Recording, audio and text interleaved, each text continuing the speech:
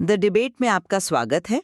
आज हम उत्तर प्रदेश के बहराइच जिले में एक काफ़ी पेचीदा मामले पर बात कर रहे हैं।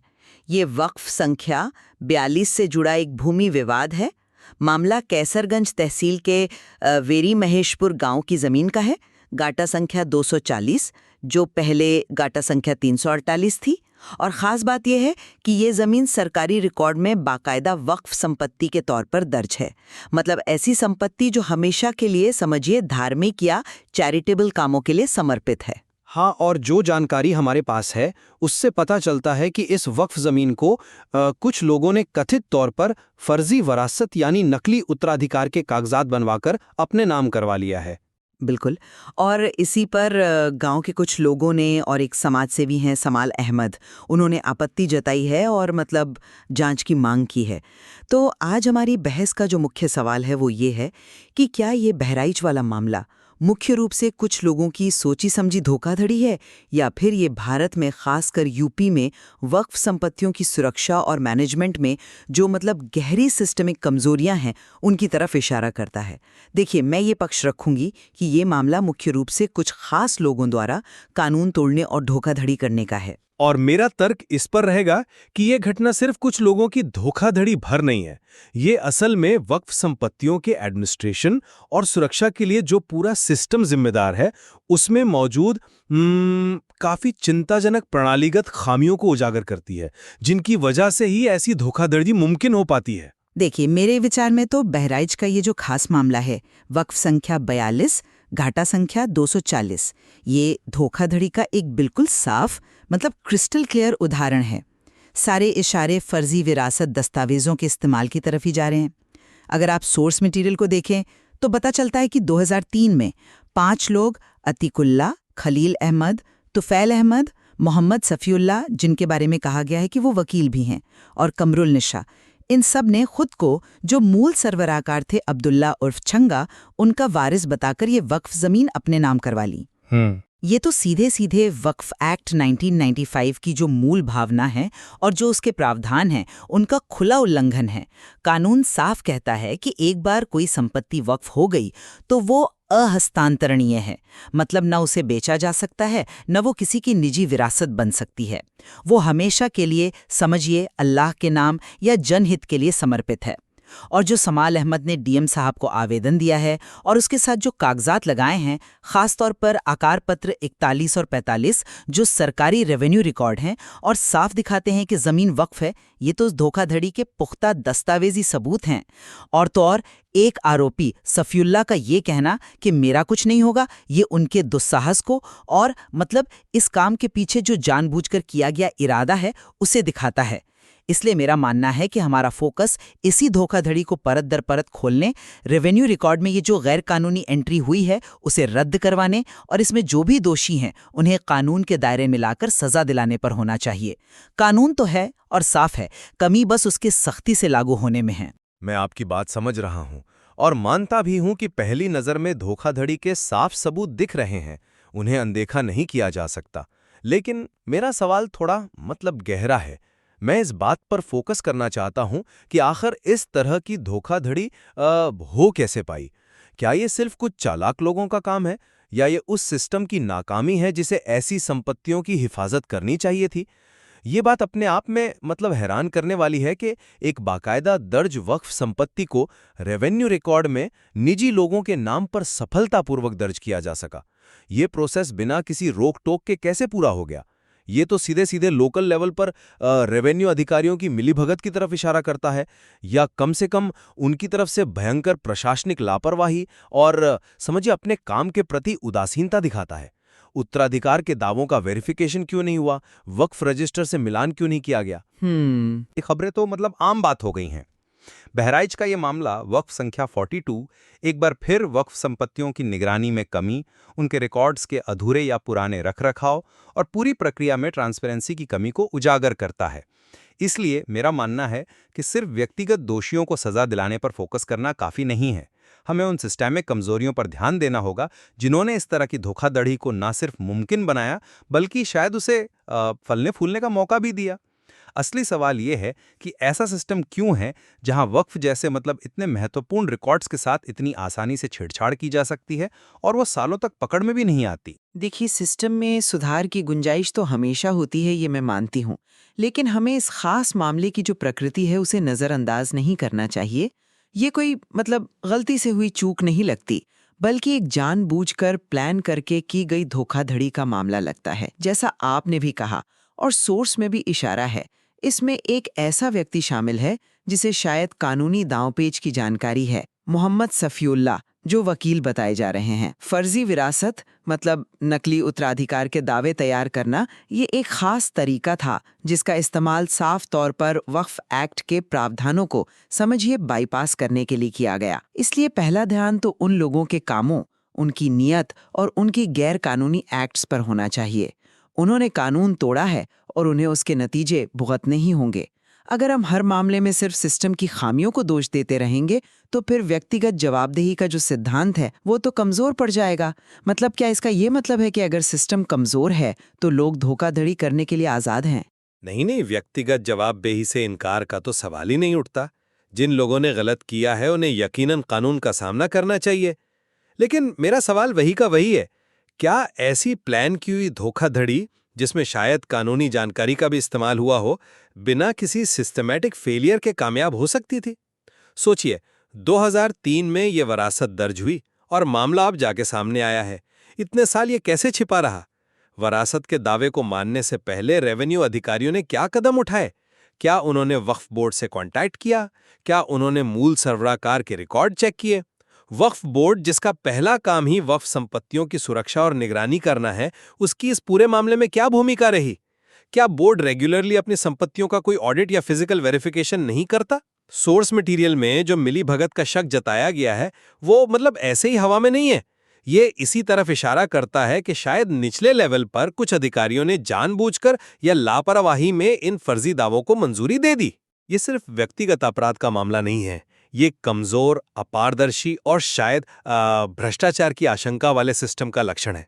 अगर सिस्टम मजबूत होता, अगर चेक और बैलेंस सही जगह होते, तो क्या ये धोखाधड़ी इतने लंबे समय तक पकड़ में नहीं आती? ये सीधे सीधे निगरानी के मैकेनिज्म की इफेक्टिवनेस पर सवाल उठाता है। आप वक्फ अधिनियम 1995 की बात कर रहे हैं और मैं फिर कहूंगी कि यह कानून अपने आप में काफी साफ है। धारा 51 मिसाल के तौर पर वक्फ संपत्ति के ट्रांसफर पर कड़े प्रतिबंध लगाती है। समस्या कानून के शब्दों में नहीं, बल्कि जमीनी स्तर पर उसके इन्फोर्समेंट, उसे लागू करने की इच्छा शक्ति और तरीके की कमी में है। देखिए, ये मामला भी तभी सामने आया जब समाल अहमद जैसे एक जागरूक नागरिक ने आवाज उठाई और सबूतों के साथ शिकायत दर्ज की। इसका मतलब है कि अगर प्रशासन, इस केस में डीएम ऑफिस, मिली हुई शिकायत पर फुर्ती और निष्पक्षता से जांच करे, फैक्ट्स को वेरीफाई करे और एक्शन ले, तो कानून अपना काम कर सकता है और प्रभावी साबित हो सकता है। हमें मौजूदा कानूनों को सख्ती से लागू करने पर जोर देना चाहिए, बजाय इसके कि हम फौरन ये मान लें कि कानून ही नाकाफी है या सिस्टम पूरी तरह फेल हो चुका है। दोषियों को सजा मिलने से ही कानून का डर बना रहेगा। मैं कानून के प्रावधानों की स्पष्टता पर आपके भरोसे को समझता हूं, लेकिन जमीनी हकीकत अक्सर कानूनी किताबों से अलग होती है। कानून का साफ होना ही काफी नहीं है अगर उसे लागू करने वाला सिस्टम कमजोर, धीमा या भ्रष्ट हो। यदि, जैसा कि इस मामले में साफ दिख रहा है, स्थापित कानूनी प्रक्रियाओं को फर्जी दस्तावेजों के जरिए या मिलीभगत से आसानी से बाईपास किया जा सकता है, तो ये सीधे तौर पर इम्प्लीमेंटेशन मैकेनिज्म की गंभीर कमजोरी को दिखाता है। क्या वक्फ संपत्तियों जैसी महत्वपूर्ण और संवेदनशील जायदाद की सुरक्षा सिर्फ नागरिकों की शिकायतों या विसल ब्लोअर्स पर निर्भर रहनी चाहिए? ये तो एक तरह से रिएक्टिव अप्रोच हुआ ना, है ना? वक्फ बोर्ड की भूमिका सिर्फ शिकायतें आने पर जागने की नहीं होनी चाहिए, बल्कि एक प्रोएक्टिव निवारक भूमिका होनी चाहिए। सवाल ये है कि वक्फ बोर्ड नियमित रूप से अपनी सभी संपत्तियों के रिकॉर्ड का रेवेन्यू डिपार्टमेंट के रिकॉर्ड से मिलान क्यों नहीं करता? संपत्तियों का रेगुलर फिजिकल वेरिफिकेशन क्यों नहीं होता? क्या ऐसा कोई सिस्टम है जो वक्फ जमीन के संबंध में किसी भी ओनरशिप चेंज की कोशिश पर ऑटोमेटिकली वक्फ बोर्ड को अलर्ट कर दें? अगर सिस्टम इतना कमजोर है कि फर्जी दस्तावेजों के आधार पर सरकारी रिकॉर्ड में हेरफेर मुमकिन है, तो कानून चाहे कितना भी साफ क्यों ना हो, वो जमीन पर बेअसर साबित होगा। ये सिर्फ कानून के उल्लंघन का मामला नहीं, ये उसके इम्प्लीमेंटेशन, निगरानी और निवारक उपायों की नाकामी का भी मामला है। लेकिन इस बड़ी बहस में हमें मूल मुद्दे से भटकना नहीं चाहिए। अभी हमारे सामने बहराइच का एक खास मामला है। वक्फ संख्या 42, घाटा संख्या 240, वेरी महेशपुर गांव। समाल अहमद की शिकायत भी इसी खास जमीन और इसमें शामिल खास लोगों अतिकुल्ला, खलील अहमद, तुफैल अहमद, मोहम्मद सफ़ीउल्लाह, कमरुल निशा के खिलाफ है। इस मामले को सफलतापूर्वक हल करने यानी फर्जी वरासत को रद्द करवाने और दोषियों को कानून के हिसाब से सजा दिलवाने से न केवल इस विशेष वक्फ संपत्ति की रक्षा होगी, बल्कि एक महत्वपूर्ण कानूनी मिसाल भी कायम होगी। ये भविष्य में दूसरी जगहों पर भी वक्फ संपत्तियों पर नजर रखने वालों के लिए एक साफ चेतावनी का काम करेगी। अगर हम हर खास मामले को एक बहुत बड़ी अनसुलझी सिस्टमिक प्रॉब्लम का हिस्सा मानकर व्यक्तिगत स्तर पर कार्रवाई करने में हिचकिचाएंगे, तो उन गांव वालों या समुदायों को फौरी न्याय कैसे मिलेगा जिनकी संपत्ति पर अवैध कब्जा हुआ है। फौरी राहत और न्याय भी उतना ही जरूरी है। मैं आपकी इस बात की अहमियत को पूरी तरह समझता हूं कि खास मामले का हल होना चाहिए और इससे यकीनन एक मिसाल कायम हो सकती है। पीड़ितों को न्याय मिलना सबसे जरूरी है। लेकिन जैसा कि सोर्स मटेरियल खुद कह रहा है, ये मामला उत्तर प्रदेश में वक्फ जमीन पर कब्जे और विवादों के एक बड़े पैटर्न से जुड़ा हुआ है। इसे सिर्फ एक अकेली अलग थलग घटना के रूप में देखना हमें उस अंदरूनी बीमारी का इलाज करने से रोकता है जो इस तरह के लक्षणों को बार बार जन्म दे रही है। बहराइच का ये मामला शायद एक बड़ी राज्यव्यापी समस्या का एक छोटा सा उदाहरण भरे। सोचिए, अगर हम सिर्फ इस एक मामले को हल कर देते हैं, रिकॉर्ड सही कर देते हैं, दोषियों को सजा दे देते हैं, लेकिन उन सिस्टमिक कमजोरियों को वैसा का वैसा छोड़ देते हैं जिन्होंने इसे मुमकिन बनाया था, जैसे रिकॉर्ड्स का अधूरापन, वेरिफिकेशन प्रोसेस में कमी, निगरानी का अभाव, तो क्या गारंटी है कि कल किसी और जिले में किसी और वक्फ संपत्ति के साथ ऐसा ही फर्जीवाड़ा नहीं होगा? विशिष्ट न्याय महत्वपूर्ण है, लेकिन स्ट्रक्चरल सुधार के बिना ये न्याय अधूरा और अस्थायी साबित हो सकता है। हमें एक साथ दोनों लेवल पर काम करने की जरूरत है। तो आपके हिसाब से आगे का रास्ता क्या होना चाहिए? समाधान किस पर फोकस हो? मेरी नज़र में तत्काल और सबसे जरूरी प्राथमिकता रेवेन्यू रिकॉर्ड से इस फर्जी विरासत एंट्री को तुरंत रद्द करना है। इसके साथ ही उन सभी लोगों जिनके नाम सोर्स मटेरियल में दोषियों के तौर पर दर्ज हैं के खिलाफ वक्फ एक्ट और आईपीसी की जो भी संबंधित धाराएं हैं, उनके तहत कठोर कानूनी कार्रवाई शुरू की जानी चाहिए। उन गांव वालों और समाल अहमद जिन्होंने हिम्मत दिखाकर इस मुद्दे को उठाया है, उनके लिए न्याय इसी से पक्का होगा। वक्फ संपत्ति को उसके असल रूप में यानी वक्फ के तौर पर बहाल करना और कानून तोड़ने वालों को साफ संदेश देना कि ऐसे काम बर्दाश्त नहीं किए जाएंगे, यही फौरी और सबसे जरूरी कदम है। मैं इस बात से पूरी तरह सहमत हूं कि फर्जी एंट्रीज को रद्द करना और दोषियों को कानून के दायरे में लाना बेहद जरूरी है। ये न्याय का पहला कदम है, लेकिन ये काफी नहीं है, खासकर यदि हम भविष्य में ऐसी घटनाओं को रोकना चाहते हैं। लंबे समय के और स्थायी समाधान के लिए हमें निश्चित रूप से सिस्टेमिक सुधारों पर फोकस करना होगा। इसका मतलब है, पहला, रिकॉर्ड्स का आधुनिकीकरण, सभी वक्फ संपत्तियों के रिकॉर्ड्स का पूरा डिजिटलीकरण, उन्हें जियो टैगिंग के साथ अपडेट करना और एक सेंट्रलाइज्ड ट्रांसपेरेंट डेटाबेस बनाना जो संबंधित विभागों जैसे रेवेन्यू डिपार्टमेंट के साथ शेयर किया जा सके। इन रिकॉर्ड्स को सही सुरक्षा उपायों के साथ पब्लिकली अवेलेबल बनाना ताकि कोई भी नागरिक किसी संपत्ति की वक्फ स्थिति की जांच कर सके। तीसरा, मजबूत निगरानी। वक्फ बोर्ड को ज्यादा रिसोर्स और शक्तियां देना ताकि वे अपनी संपत्तियों की नियमित निगरानी, ऑडिट और फिजिकल वेरिफिकेशन कर सकें। चौथा, अंतर्विभागीय समन्वय। रेवेन्यू डिपार्टमेंट और वक्फ बोर्ड के बीच एक जरूरी कोऑर्डिनेशन मैकेनिज्म बनाना ताकि वक्फ संपत्ति से संबंधित किसी भी ओनरशिप चेंज या दावे का अपने आप वेरिफिकेशन हो सके। और पांचवा, जवाबदेही।